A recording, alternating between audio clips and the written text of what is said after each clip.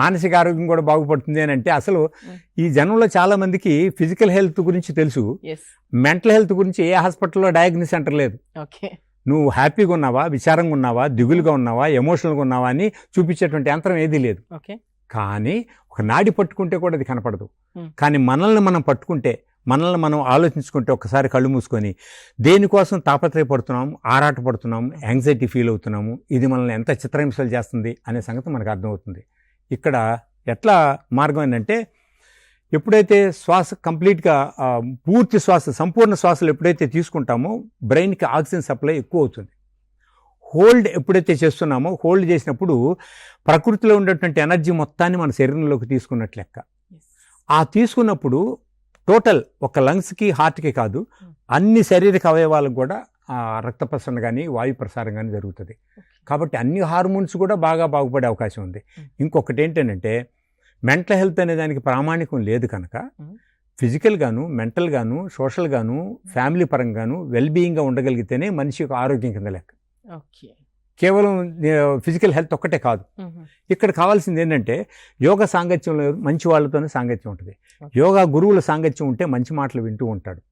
ఎప్పుడు మంచి మాటలు, ప్రవచనాలు వినటం వేరు, ఫిజికల్గా లైవ్లో చూడటం వేరు, వాళ్ళ సాంగత్యంలో ప్రశ్నలు సమాధానాల ద్వారా సమీక్షించుకోవటం వేరు. దాని ద్వారా ప్రతి మనిషి రోజు కూడా ఎంతో కొంత పరివర్తన అవుతాడు, కొంచెం పరివర్తన. తద్వారా ఏమవుతుందంటే, సో మెంటల్ హెల్త్ అనేది ఒకళ్ళతో పోల్చుకోకుండా, స్ట్రెస్కు గురి కాకుండా, యాంగ్జైటీకి గురి కాకుండా తన్ను తానే ప్రశ్నించుకుంటూ నిదానంగా, ప్రశాంతంగా ఎదగటానికి అవకాశం ఉంటుంది.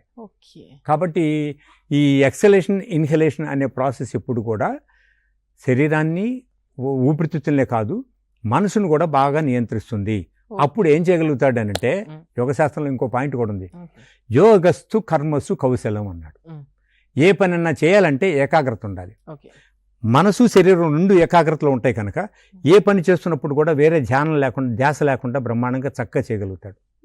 కర్మసు కౌశలం అంటే ఒక పని చేసామంటే పూర్తి చేయటం కాదు, ప్రతిభావంతంగా ఉండాలా, ఎక్సలెన్స్గా ఉండాలా. ఆ ఎక్సలెన్స్ ఎంత బాగుండాలంటే, నిన్న చేసిన దానికంటే ఇవాళ చేసిన దానికంటే రేపు, పోయిన సంవత్సరం కంటే ఇప్పుడు ఒకే పని చేస్తున్నా కానీ ఆ పనిలో వరవడి రావాలి.